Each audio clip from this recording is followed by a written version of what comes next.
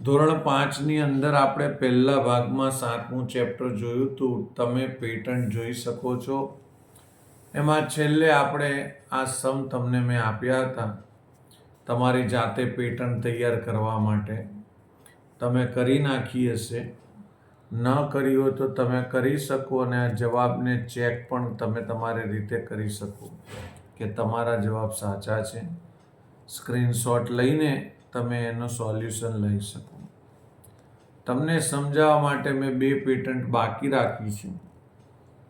આ ત્રિકોણ સીધો છે, પછી સીધો ત્રિકોણ થયા પછી થોડોક સ્લેન્ટિંગ લાઈન એટલે ત્રાસી લાઈનમાં થાય છે, પછી પાછો આડો એટલે કે જમણી બાજુનો ત્રિકોણ થાય છે. હવે પાછો આમ સ્લેન્ટિંગ લાઈનમાં આપણે ત્રિકોણ કરવાનો છે, તો એક આમ લાઈન કરીશું, થોડીક આમ લાઈન કરવાની અને થોડીક આમ.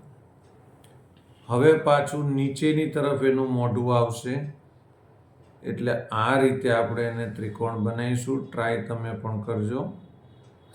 હવે પાછું આમ સ્લેન્ટિંગ લાઈનમાં આવશે એટલે કે ત્રાસી લાઈનમાં આવશે.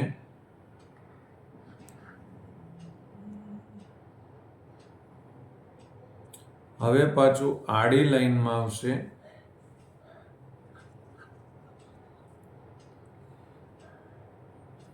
હવે પાછું ત્રાસી લાઈનમાં આવશે.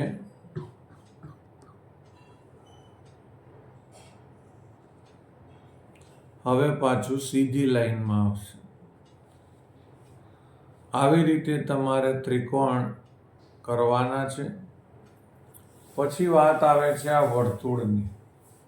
તો વર્તુળમાં પણ એવું છે, આ સીધું છે, આ થોડુંક ત્રાસું છે, પછી આડું છે. હવે આ રીતનું વર્તુળ થશે. તો એક વર્તુળ કરો, અહીંયા બીજું કરો, એની જોડે ત્રીજું. પછી નીચેના ભાગમાં કરવાનું છે. એક વર્તુળ કરો, બીજું કરો, ત્રીજું. પછી આડી લાઈનમાં કરવાનું છે. એક વર્તુળ કરો, બીજું કરો, ત્રીજું. પછી આડી લાઈનમાં કરીશું, સ્લીપિંગ લાઈનમાં. આ ત્રાસી લાઈનમાં કર્યું હતું. એક વર્તુળ કરો, આ બીજું કરો, આ ત્રીજું.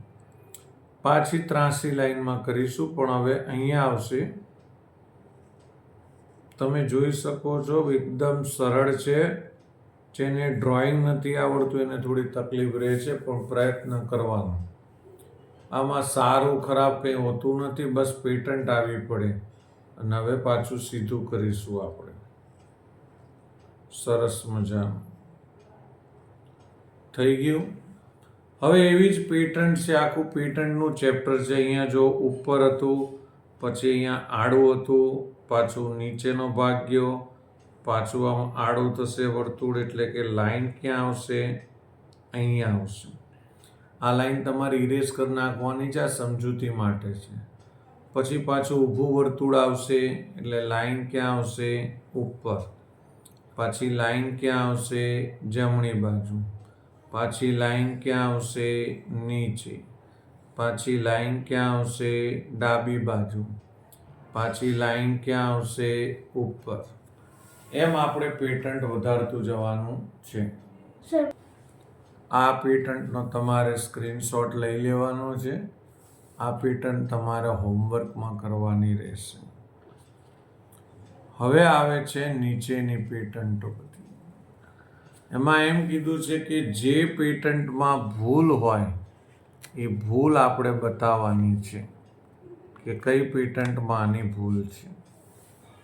તો ચલો આપણે આ જોઈ લઈશું. એ છે, પછી એમાંથી આ બી છે, આ સી, ઉપર અને નીચે. તમે જો 2 ઉપર છે, 2 નીચે છે. આ પેટન્ટમાં ભૂલ છે, એટલે અહીંયા શું આવશે? ચોકડી.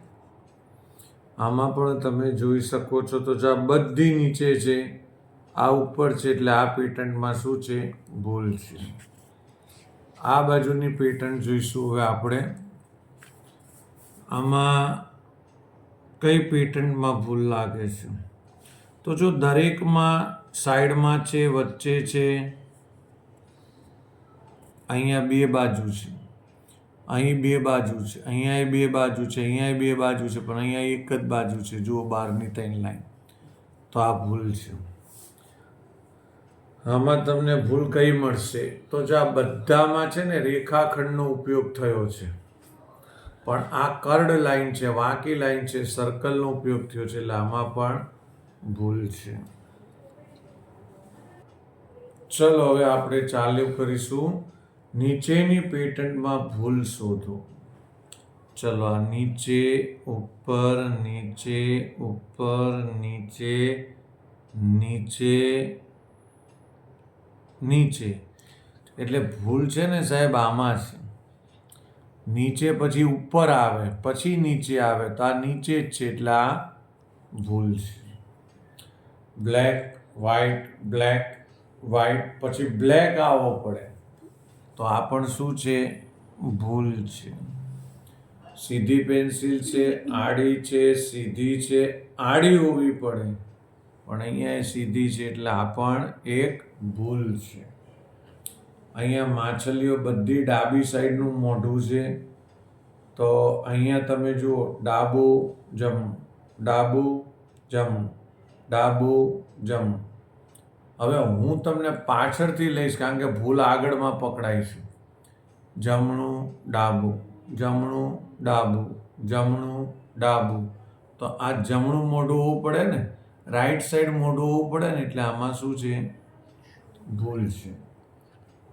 સીઝર જોઈશું. એનું જે કાતર જે છે એ ઉપરની તરફ છે, ઉપર, નીચે, તો ઉપર આવી પડે, તો આમાં પણ આપણે શું કરીશું?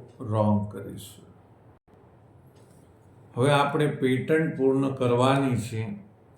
એમાં ચોરસ, ગોળ, ચોરસ, ગોળ, ચોરસ, ગોળ, ચોરસ.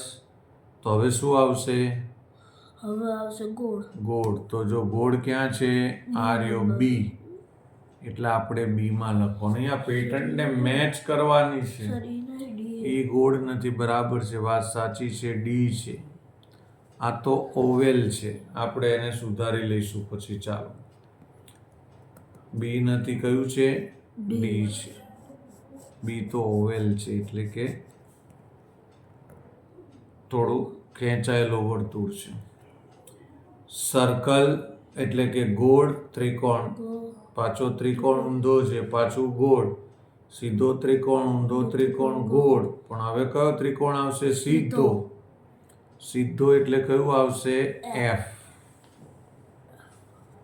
પાણીનું જો ડ્રોપ આપેલું છે અને પછી ફૂલ જેવો શેપ છે, ડ્રોપ, ફૂલ, ડ્રોપ, ફૂલ, ડ્રોપ, ફૂલ. તો એ ફૂલ આપેલું છે આપણને એમાં. કાટકોણ અને નીચેનો ભાગ એ આપણે એને લઘુકોણ લઈશું. કાટકોણ, લઘુકોણ, કાટકોણ, લઘુકોણ, કાટકોણ, લઘુકોણ. એ નીચેનો ભાગ. Star, oval, star, oval, star, oval. એટલે કે આ બી નંબરનો ભાગ છે. સ્ટાર, અને પછી આને આપણે લઈશું લંબચોરસ. સ્ટાર, લંબચોરસ, સ્ટાર, લંબચોરસ, સ્ટાર. તો એ છે G shape. Plus, minus, plus, minus, plus, minus, plus. તો એ છે શેપ સી. બાકીનું આપણે સાહેબ કાલે જોઈશું ત્રીજા ભાગમાં. ત્યાં સુધી બાય.